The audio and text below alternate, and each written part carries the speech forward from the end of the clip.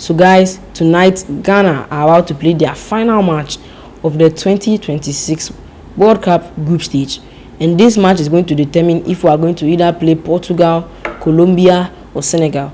But sorry, I don't have the knowledge, so I actually don't know what team the first, if we finish first, what team will be playing. If we finish second, what team will be playing. If we finish third, I'm not too sure on the teams, but the three teams that we have a chance of facing are Colombia, Senegal and Portugal. And out of the three teams I just mentioned, I don't think Ghana stand a chance of beating any of them. You look at the side like Colombia, who have a very, very balanced midfield, have a very strong attack of Luis Diaz, who was able to generate a lot of goals last season. James Rodriguez, someone who has a lot of experience and knows much about football. You have Shakira, who is from Colombia, who made the World Cup song, boosting the players' morale. Bro, this team is stacked.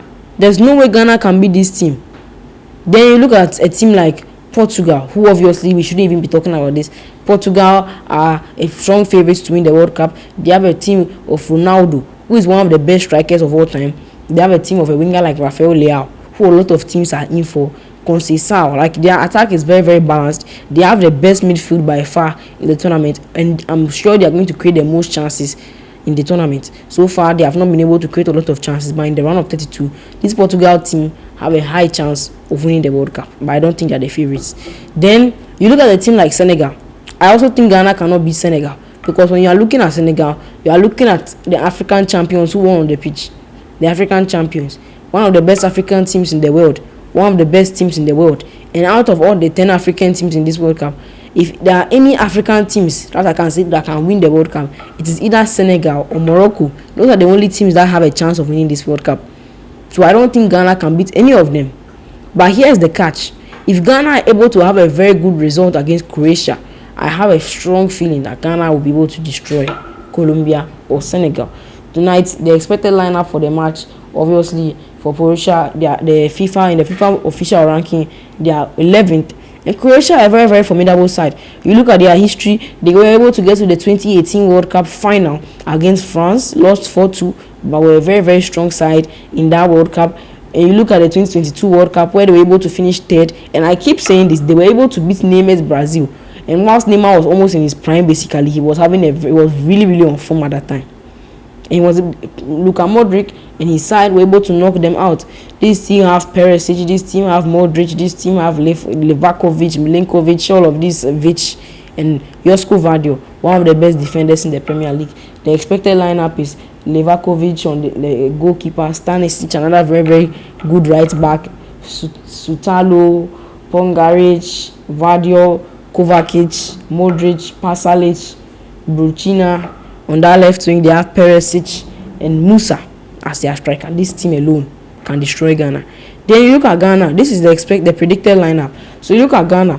The predicted lineup for us is Jordan Ayew, very, very good striker up top. Semenyo on the left. I really love watching Semenyo on the left. Then we move to Kwesi Sibo. Had a very good match in the last match against this thing. Then we have Iñaki Williams. See, Carlos Queiroz, please do not play Iñaki Williams in this match. I know why I do not want to see this guy on the pitch. In his last few matches, he has not been good at all. In the match against England, he was invisible. No, the commentator barely even mentioned his name. He was the worst player on the pitch in that match. He barely made any touches. In fact, before the match, I was saying, bring him. This guy plays different for club than for country. He has been very, very horrible for club and for country. And if Ghana had better players to call up, I would say they should not call this guy up ever again. How old is he? I think he's 32 years old and he has never done it for country. I don't know when he's going to start doing it for Ghana. A player of 32 years of age.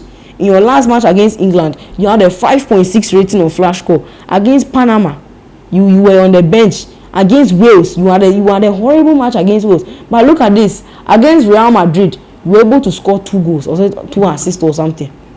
This guy does not play well for country. And he's 32 years of age.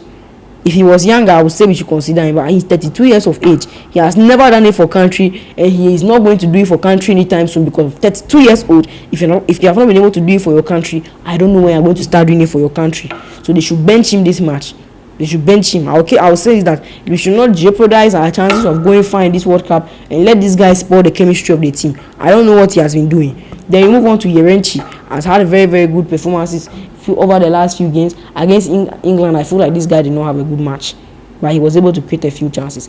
Thomas Partey had a very, very good match. I don't know why Jet Spence decided to not shake this guy's hands. It's just charges, nothing is confirmed. So these guys should leave these guys alone. This guy is a very, very good defensive midfielder. He can defend well, he can create chances, he can pass the ball, he can do all Ghana need in their midfield. On our left back, we have Mensah. I love talking about Mensah. He's a very, very talented footballer, and he can go far with more development. He's currently 27 years of age, and he plays for Auxerre in Ligue 1. And for Auxerre, he has had a few good matches. If we are to check, look, I'm to see that in this guy's last 3 matches, he has had a bunch of good performances. Against England, he had a 7.5 rating 90 minutes. Against Panama, he had a 8.0 rating. Against Wales, this guy had a 7.1 rating. Against Auxerre, Lille, for Auxerre, he had a 7.9 rating. Against Nice, this guy had a 7.6 rating. And against Lyon, Angers, this guy also had a 7.0 rating. Against Lyon, this guy also had a good rating. So over his last 5 matches, he has been doing well for club and for country. Obviously, I would love my team Chelsea to go out and buy a defender like this. He's giving us work on the ball, and he's giving us a lot of experience. Then we move on to Ajete. With Ajete, he's a whole different team. He was able to link up with Mensah in the last game, and I really enjoyed that. Just that Ajete on his own, he wasn't playing quite well last match. Then we have Opoku, another very, very quite a good midfielder, defender actually. He's a very, very good passer of the ball. He can defend well, and I love to see him in this team. Then we have Senaya. Senaya, I love you. In the last match, you locked up Anthony Gordon. You were doing so much on that let's say right back. You locked down Gordon, and this guy is one of the main reasons why Ghana did not concede. Ghana did not concede to England. Then we have the master himself, darling sweet boy, fine boy, Asare, in the starting predicted lineup. This guy is a wonderful goalkeeper. Against England, look at the shot he saved. There's the save he made against Bukayo Saka, 7.1 rating. Against Panama, 8.0 rating. We don't have to talk much. This guy is the heartbeat of the team right now, and he's the one who is saving us from elimination in the World Cup. So hopefully, my prediction for this match is, I know that it's going to be quite hard because Croatia really, really wants to win this match. I know it's not going to be easy. But if Ghana are to win Croatia, which I don't really think will happen, it is going to be by a small margin. So if Ghana are to beat Croatia, I feel like it will be 1-0. And that may be a goal from Senaya. That is what I think will happen. Then if Croatia are to win this match, I predict them to win 2-0, 3-0. Because I'm seeing them really try and bash our defense. Because with them really wanting to go, with them needing that goal difference to really shift up everything, they want to score more goals. Ghana can also be able to force a 3-2 loss. Then this match may also end 0-0. It's goalless draw, or 1-0 or 1-1. So I feel like Ghana have a good chance of winning this match. We should try our best. Go boys! But we don't have to really win this match because regardless, we are through to the round of 32, and hopefully we can make history. So guys, do well to subscribe to my channel. Drop a comment, drop a like. Don't do well to subscribe, and follow me on all social media platforms. I'm on Instagram, TikTok, YouTube, X, and many other platforms. I'm your boy Kung Fu Black, and peace out. Did I talk? So